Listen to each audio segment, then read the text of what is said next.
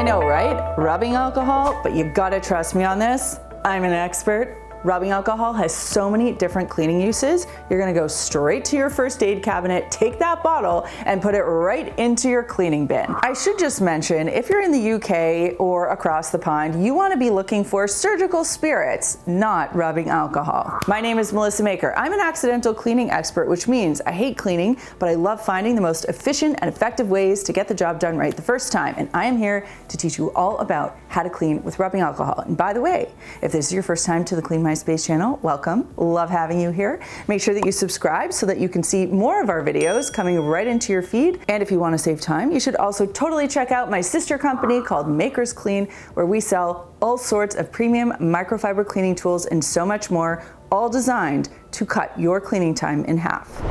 So a couple points about rubbing alcohol before we get going. In order for it to be effective at killing bacteria, it's got to be at least 60% by volume. So remember, as soon as you start diluting it, you're going to dilute the amount of alcohol you have in your recipe. So when you go to stores, typically you're going to find it ranging anywhere from 70% all the way up to 99%. So just be mindful of that when you're picking it up and mixing it for different recipes. When it comes to using rubbing alcohol, of course, there are many different ways you can use it around the house. It is a star in a first aid setting. You can use it for relieving muscle soreness and bruises. You can even use it on clean skin as an underarm deodorant because it kills bacteria. But I want to get into some other ways that we can use rubbing alcohol around the house for cleaning and for sort of just general home hacks, because this stuff is incredibly versatile. Here's a nice, easy cleaning tip for you. If your stainless steel is streaky and you just can't get it back to that beautiful factory shine, take some rubbing alcohol in a spray bottle, simply spray it on the stainless steel. By the way, this goes for large and small appliances, so toaster, kettle, but also your fridge and stove. Once that's done, you're going to take a microfiber cloth and just buff in an S pattern, going with the grain, so that you get that nice shine. If you want a quick and easy way to disinfect your electronic items, specifically ones with non-porous surfaces, the easiest thing you can do is just get yourself a little rubbing alcohol wipe. You can pick those up in the first aid aisle. You're gonna look for one that has at least a 70% alcohol dilution, and you'll open that up and apply it to any of the non-porous surfaces on your electronics, making sure that you don't get into any of those cracks or crevices where a leak could happen. So you really wanna stay flat surface specific. The other applications you can use for this, you can stick your finger in the middle of the cloth and kind of use it to wipe little areas of your keyboard, again, making sure nothing seeps in. And if you notice there's any excess moisture after a couple of minutes, feel free to grab yourself a flat weave microfiber cloth and just give the surface a quick wipe. If you're looking for a pliable ice pack, those blue bricks just aren't going to cut it for you. Instead, you can make your own by getting yourself a zipper lock freezer bag and using a 2-to-1 ratio of water to rubbing alcohol. So for example, if you have a 1-gallon zipper lock bag, you can add 2 cups of water and 1 cup of rubbing alcohol. When you seal the bag, you want to make sure you get as much air out of it as possible. You're going to stick that in the freezer, and because rubbing alcohol is rubbing alcohol, it won't fully freeze, meaning that the water will be frozen. The rubbing alcohol will help keep everything bendable and moldable. So that way, if you have jaw surgery or a bruise, you can easily wrap that bag around wherever the ice is needed.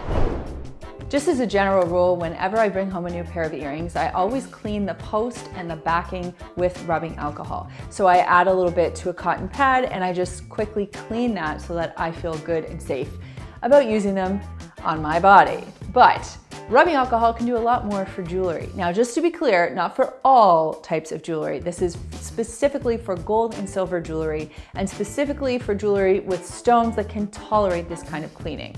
So stones are fine, but costume jewelry and pearl jewelry, not okay. So the cool thing is, if you have like rings on your finger and you're constantly putting on hand cream, you know that they get a little bit dull and lackluster. Think about doing this. Put your jewelry into about a 1/2 cup of rubbing alcohol. If you want to be a little extra special, you can add a teaspoon of dish soap. Stir this combo together, let everything sit for a few minutes, fish it out, plug your sink, and use a cleaning toothbrush to gently scrub. Then rinse and dry, and honestly, They will sparkle like the night sky, like a firecracker, like the day he proposed. Pick your thing. They're gonna sparkle, they're gonna look great. Now, to be clear, permanent marker is meant to be permanent, but let's say it gets on some clothing and you really want to try getting rid of it. There is something you can do with rubbing alcohol that might work. So here's the thing, like you might as well try it because it either will work or it won't, but if you don't try it, you'll never know. So here's what you do. You get a little stain on a garment, fine. Take a paper towel, put it under the stain. It's gotta be a clean paper towel. Then you're gonna take the area, take some rubbing alcohol on a little cleaning toothbrush, and you're kind of gonna dab an area around the stain. You're gonna create a ring around the stain. The next thing you're gonna do is start to apply rubbing alcohol either with a cleaning toothbrush or the corner of a little sponge or something like that. You're gonna just start dabbing. And the idea is that you want the rubbing alcohol to break the bond of the stain and the clothing. So the paper towel underneath is there to absorb that ink, meaning you'll want to fold it and get a clean surface often so that the stain isn't further saturating the garment, and as needed, you're going to replace that paper towel. Now you'll continue doing this until as much of the ink is gone as you're able to get rid of. Then you're going to launder the shirt as usual.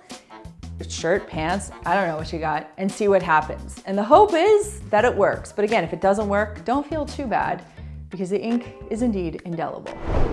Another reason why rubbing alcohol is so great is because it is fast drying. It's also a solvent, which means that it can dissolve sticky things. So a great place to use rubbing alcohol is on glass and mirrored surfaces. Specifically, if you're someone who likes to style your hair in front of a mirror and you use a lot of hairspray, you might notice that there's a sticky buildup, or you might have some sort of sticky splatter on your window that you just can't seem to get rid of without causing major streaks. Easy thing to do, put a little bit of rubbing alcohol on a cloth and kind of just focus on that area if it's a centralized spot. If it's a more generalized spray, like something with hairspray, you can just douse your mirror with rubbing alcohol. Spray it down, let it sit for a minute, and then just wipe. And what you'll notice is the solvent aspect of the rubbing alcohol starts to break down that sticky stuff. You might have to go over it once more, perhaps with an equal parts mixture of water and rubbing alcohol. Just give your window or mirror a nice spray down and wipe down, and you'll see it is nice and clean and clear and not sticky. The other cool thing about rubbing alcohol, like I said, because it dries quickly, it's less likely to streak. Because of course rubbing alcohol is great at killing bacteria, we thought we would apply it to something that has odor-causing bacteria, and that would be a pair of sweaty, smelly shoes. So here's the way this is gonna work. If you have a pair of shoes that you love, but you're embarrassed to wear because there's a bit of a stench, take some rubbing alcohol, spritz the inside of the shoe pretty liberally, and then on a sunny day, you wanna do this on a sunny day, put the shoes outside and let the sun do the rest of the work. Not only will it dry the rubbing alcohol, but the UV power of the sun helps to knock out bacteria as well. So you're using that kind of 1-2 punch to get rid of odors in those smelly shoes. If you don't want to spend a fortune on Eyeglass Cleaner, and by a fortune, I mean anything more than 5 cents, you can make your own. Get yourself a little spray bottle, fill it 3 parts with rubbing alcohol, 1 part with water, and add a drop. And when I say a drop, I mean like a teardrop size drop of dish soap. Give that a good shake, and voila, you have an eyeglass cleaner. When you're cleaning your glasses, you want to make sure that you're using a flat weave microfiber cloth as opposed to your shirt or a paper towel, which can create micro scratches on your glasses. Rubbing alcohol is also a terrific degreaser. So anything from a sticker to a sticky, oily spot on your overhead exhaust, rubbing alcohol can deal with. And the way that you're going to apply it is so simple. You just put a little bit on a cloth or paper towel and apply it, but you want to make sure that when you apply it, it is fairly damp, and because rubbing alcohol dries quickly, you're going to have to use quite a bit of it. Alternatively, you can spray it onto the surface and let it sit for a couple of minutes before wiping it off. Now, the one thing to know is rubbing alcohol is flammable, so it's important to make sure that when you are using rubbing alcohol, you're not using it around an open flame. Since we know that rubbing alcohol brings out that special sheen in stainless steel and chrome, it's also great to use on your kitchen sink. So if you notice there are water spots or you really want to get that nice, beautiful shine, when you finish cleaning your sink, you can finish up by adding some rubbing alcohol either with a spray bottle or just putting some right on a cloth and using that to buff and shine the faucet, the fixture, and the sink itself. Now, the other nice side benefit of this is it's a great way to offer two-step cleaning in your kitchen. So if you've cleaned your sink using regular cleaning methods and you want to add that extra disinfecting punch, you can finish off with this as well. The benefit, of course, is you get the nice shine and you also get rid of any excess bacteria. So now you know how to clean a little bit easier and a little bit more effectively with the power of rubbing alcohol or surgical spirits backing you up. And that brings me to this week's comment question, which is, have you already been using rubbing alcohol for cleaning? Or is this a new thing that you're going to add to your cleaning arsenal? Let me know in the comments down below. If you like the work that we do here at Clean My Space, it's me and a very small team, and you can support us by becoming a member.